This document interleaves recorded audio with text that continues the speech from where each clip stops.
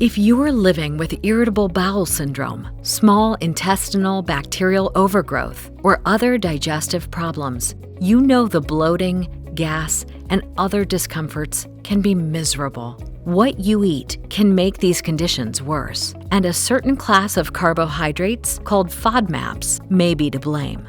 High FODMAP foods can be difficult to digest, especially for people with IBS or SIBO, but it can be tough to know exactly which foods are the trouble. That's where a low FODMAP diet comes into play.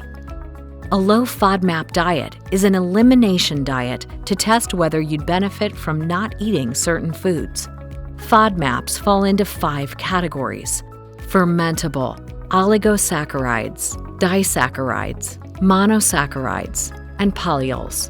Following a low FODMAP diet means cutting out high FODMAP foods from all 5 categories for 2 to 6 weeks.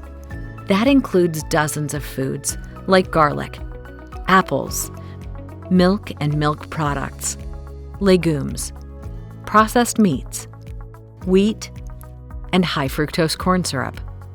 Then you'll add in a food or 2 from one category for a few days and see how you feel. You'll then go back to not eating high FODMAP foods to clear your system again for a few days. After that, you add a food from another FODMAP category and see how your stomach reacts.